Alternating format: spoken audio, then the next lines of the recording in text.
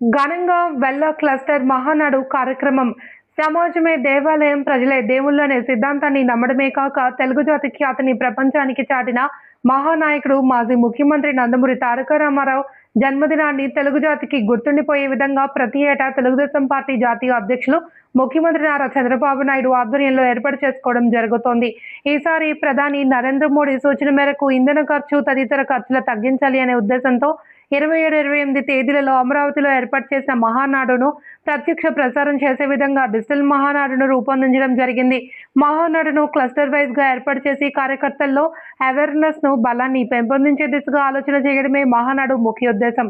దీనిలో భాగంగా రామచంద్రపురం రూరల్ మండలం వెల్ల గ్రామం వెల్ల క్లస్టర్లో స్థానిక తెలుగుదేశం అధ్యక్షులు ఆకుల నారాయణరావు ఆధ్వర్యంలో మహానాడు 2026ను ఘనంగా నిర్వహించారు.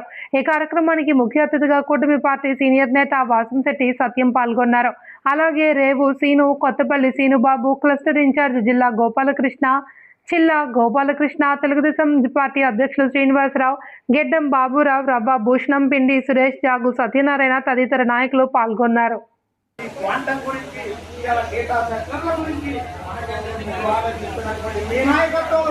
రాష్ట్రం సుభిక్షంగా ఉంటుంది. తెలుగు జాతి కీర్తి కోసం మీరు ఎంత ముందుకు వెళ్ళినా మేము రావడానికి సిద్ధంగా ఉన్నామని ఈ సందర్భంగా గుర్తు చేస్తూ యువ నాయకుడు నారా లోకేష్ గాలిపటంలో ఎంత గాలి ఎక్కువ వస్తే గాలిపటం పైకెళ్ళినట్టు ఇవాళ అనేక రకాలుగా ఇబ్బందులతో ఎదిగినట్టు లోకేష్ గారి నాయకత్వంలో భవిష్యత్తులో మరింత రాజుదేద్దామని సందర్భంగా గుర్తు చేస్తూ ఉన్నటువంటి ప్రతిపక్ష పార్టీలకు అందరూ గుర్తు చేస్తారు. ఒక ఇద్దరు రాజులు పోరాటం చేసేటప్పుడు ఎవరో ఒకరు గెలుస్తారు, గెలిచిన వారు ఓడిన వారికి మరణ శిక్ష విధించాలని చెప్పారు. ఇద్దరు రాజులు పోరాటం చేసిన తర్వాత ఒక రాజున్నాడు ప్రియమని చెప్పిండు అని చెప్పిండు. అందుకని రాజకీయ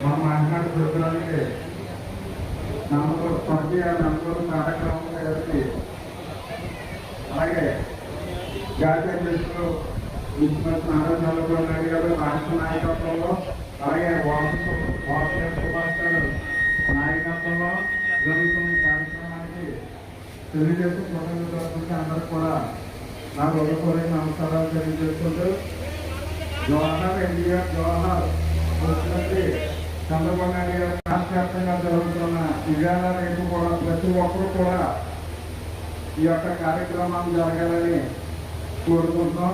అలాగే తదుపరి కార్యక్రమం రాష్ట్ర పద్ధతిలో జరగాలని గోపాలకృష్ణ గారికి నారాయణరావు గారికి అప్పగిస్తున్నాం.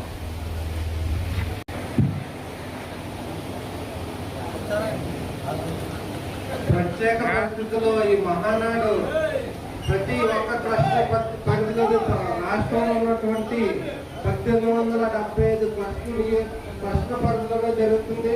అదేవిధంగా మన ఓదూరు, తోడవరం, మాలపాడు, అగ్రహారం, ఎరవదల, తాటిపల్లి, నెల్ల, ఏరుపల్లి ఈ గ్రామాల పరిధిలో ట్రస్ట్ మహానాడు ఈ వెల్లలో పెట్టుకోవడం చాలా సంతోషంగా ఉందండి.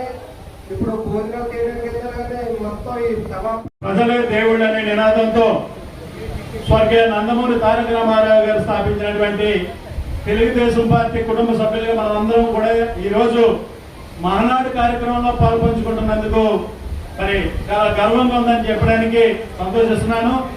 అలాగే ప్రతి సంవత్సరం కూడా ఒక వేదిక దగ్గర లక్షలాది మంది మహానాడు జరుపుకునే కార్యక్రమంలో మరి ఈ సంవత్సరం మరి పశ్చిమాసియాలో మన దేశంలో ఉన్నటువంటి ఆయిల్ క్రష్ ఇబ్బందులు ఉన్నటువంటి పరిస్థితుల్లో మోడీ గారి పిలుపు మేరకు మరి నెల్లూరులో జరపవలసినటువంటి మహానాడుని రద్దు చేసుకుని మరి ఈ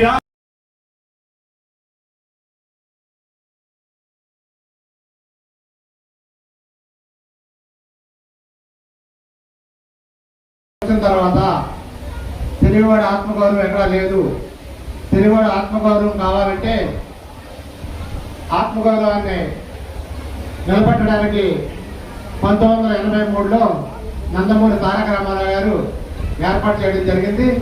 అదేవిధంగా ఆ రోజు నుంచి ఈ రోజు వరకు కూడా మహానేత స్థాపించినటువంటి తెలుగుదేశం పార్టీని ఎంతో ఆనందంగా వైభవంగా కనుగొల పండుగగా ప్రతి మహానాడిని 43వ సంవత్సరం ఇప్పటికే పార్టీ స్థాపించి ఈ 43 సంవత్సరాలు ఎంతో వైభవంగా జరుపుకుంటున్నాం. కానీ ఇప్పుడు ఆసియా ఖండంలో జరిగినటువంటి యుద్ధాల కారణంగా డిజిటల్ కొలత కారణంగా మన భారతదేశ ప్రధానమంత్రి అయినటువంటి నరేంద్ర మోడీ గారి పిలుపు మేరకు నెల్లూరులో ఏర్పాటు చేసినటువంటి మహానాడిని మన జాతీయ అధ్యక్షులు నారా చంద్రబాబు నాయుడు గారి పిలుపు మేరకు, అదేవిధంగా మన దేశ ప్రధానమంత్రి గారి పిలుపు మేరకు మన రాష్ట్ర ముఖ్యమంత్రి ఆయన మీద గౌరవంతో ఎంతో డీజిల్ని ఆదా చేయాలని చెప్పేసి, డీజిల్ని పెట్రోల్ని కూడా ఆదా చేయాలని చెప్పేసి ఈ నెల్లూరులో జరిగే మహానాడిని డిజిటల్ మహానాడిగా తీసుకుని ఈ 43వ మహానాడు రాష్ట్ర వ్యాప్తంగా ప్రతి నియోజకవర్గంలోనూ మన రాష్ట్ర కస్టమైజ్ గా జరపాలని చెప్పేసి ఒక నిర్ణయం తీసుకోవడం జరిగింది. జిల్లా గోపాలకృష్ణ గారికి, అలాగే ఆకు నారాయణ గారికి, గ్రామ పెద్దలకు, సీనియర్ నాయకులకు, అలాగే ముఖ్య అతిథులుగా విచ్చేసిన మన రేవ్ సింగ్ గారికి, అలాగే రామభూషణ్ గారికి, కోటిపల్లి సర్పంచ్ గారు అయినటువంటి పెద్దలు సర్పంచ్ గారికి, అలాగే గంగవరం మండలం సెక్రటరీ అయినటువంటి గోవింద్ గారికి, ఇక్కడికి విచ్చేసిన పెద్దలకు, సీనియర్ నాయకులకు అందరికీ నా హృదయపూర్వక నమస్కారాలు. ముఖ్యంగా ఇందాక మన సచిన్ గారు చేసిన కార్యక్రమంలో